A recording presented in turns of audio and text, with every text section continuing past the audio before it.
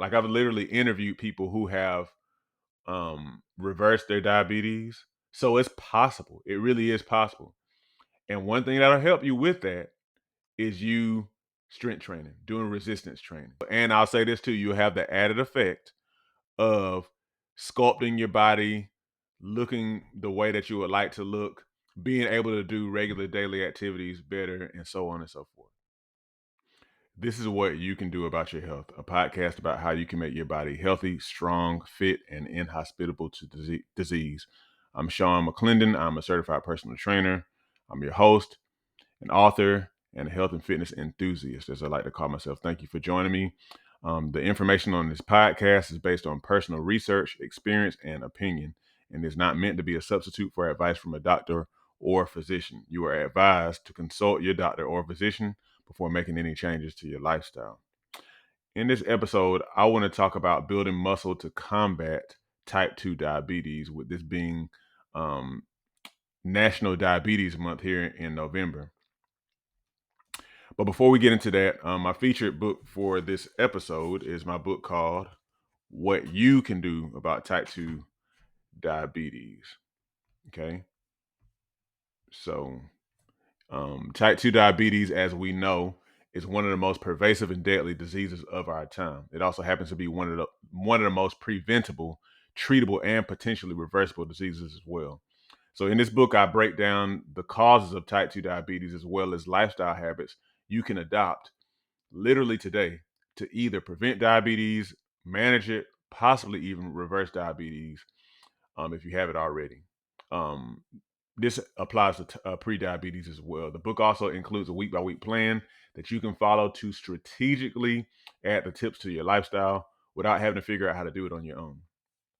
All right, so in our society, there's so much focus on how to simply manage type 2 diabetes, yet there's so little focus on how one might reverse it um, with their own kind of, lifestyle changes. So that's the purpose of this book, to kind of really highlight the things that you can do. So if that sounds good to you, make sure you look in the description and get your copy of this book.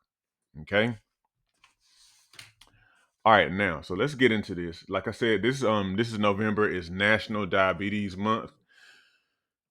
And so keep this in mind too. There are two types of diabetes. Type 1 diabetes is actually an autoimmune disease, meaning it's a disease where the body is actually attacking itself. In the case of type 1 diabetes, the body is attacking its own pancreas, and it renders the pancreas either totally unable to produce insulin or severely impaired in its ability to produce insulin. So that's an autoimmune disease, which should definitely be distinguished from type 2 diabetes, which is a lifestyle disease, in that blood glucose blood sugar is too high and the body's not managing it well. And so what happens is sugar in the blood is very damaging to bodily tissues.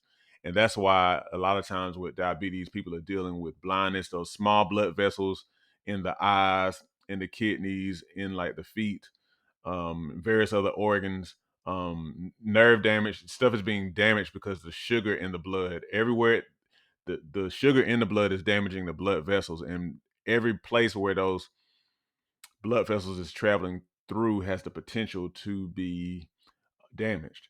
Okay. And so that's really where the issue comes from. And typically, blood sugar is high. Of course, it's related to diet, consuming a lot of sugar and starch, um, inactivity. And we're going to kind of get into that in a second. And like specifically, as far as the body is concerned, the body is not able to regulate the blood sugar either because um, the pancreas is not working as well, in that it's maybe not producing enough insulin because it's overworked, or your body has become increasingly what they call insulin resistant, which means your body is not really responding to its own insulin as well. And so that just means that the sugar in the blood just kind of like lingers there, it remains there, it builds up, and it starts to cause problems. Now, where does muscle come into play with this? Muscle is important. And what I'm going to do is I'm going to read a snippet from my book and then kind of like just kind of riff off of that. Um, Let me just read that and then we'll kind of discuss. So on page 18 in my book, I have a section where I talk about lifting weights. And it goes like this. Although resistance training is not as effective as aerobic exercise in regards to burning fat, it has the extremely important effect of building and preserving muscle mass.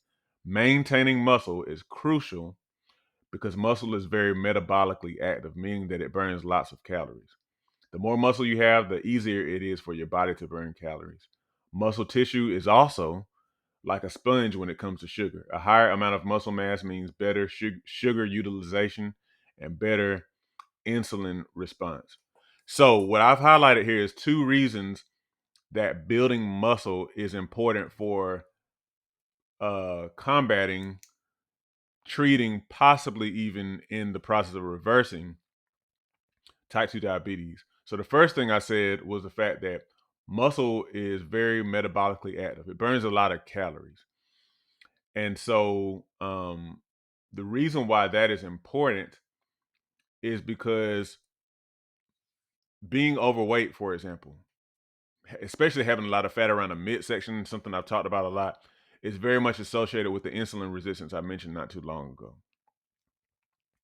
So when you have more muscle, muscle is so metabolically active, hungry for calories and stuff like that, that it helps you to not gain as much fat. And if anything, it'll even possibly, require calories from your own fat to maintain itself. So that's something to think about, at least indirectly. So that's something to think about as far as like the building and at least preservation of muscle mass.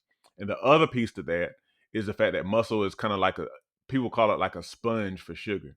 So like literally when you eat food, your body converts mainly the carbs to glucose, and then glucose is shuttled to the various cells of your body through by insulin. Insulin actually, well, it's allowed into your body cells by insulin. Insulin is kind of like the doorkeeper of your cells as it pertains to like glucose.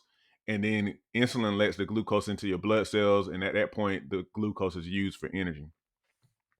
Now, muscle uses a lot of glucose. Okay, I think your muscle stores glucose in the form of what is called glycogen for quick use. For quick use. So you figure if you use your muscles a lot, and if you build muscle, then what happens is you have an even greater usage of glucose by your muscles. And what does that mean? That means that less of that glucose is going, um, to your fat.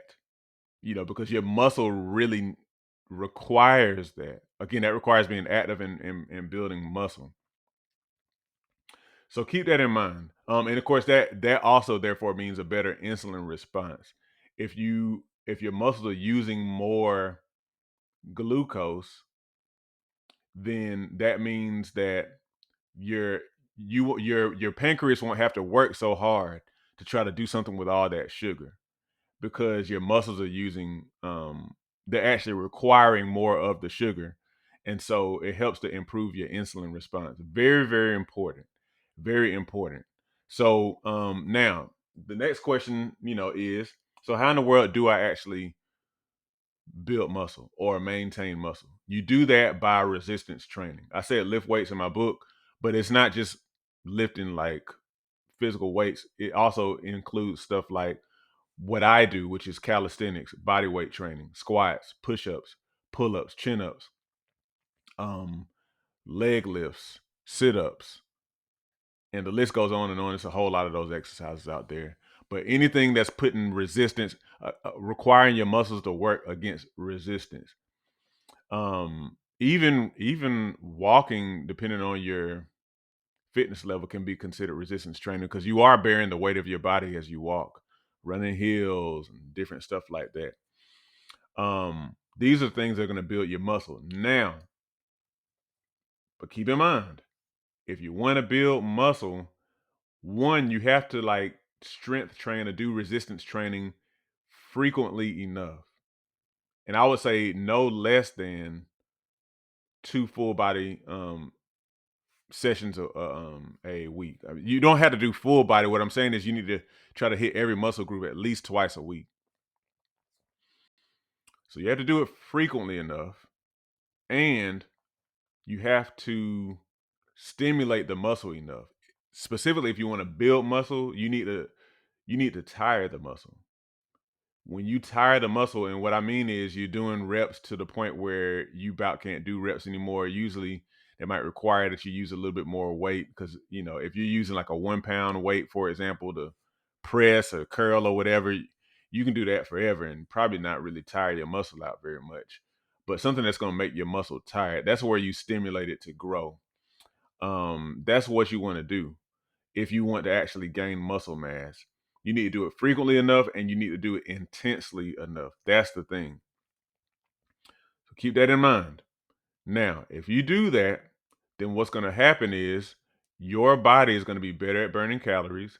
Your body is going to be better at utilizing sugar, and it's going to improve your insulin sensitivity. Okay? So, like I said, this is definitely something that must be considered when it comes to reducing your risk for developing diabetes or pre-diabetes. It needs to be considered if you have diabetes, type 2 diabetes as well.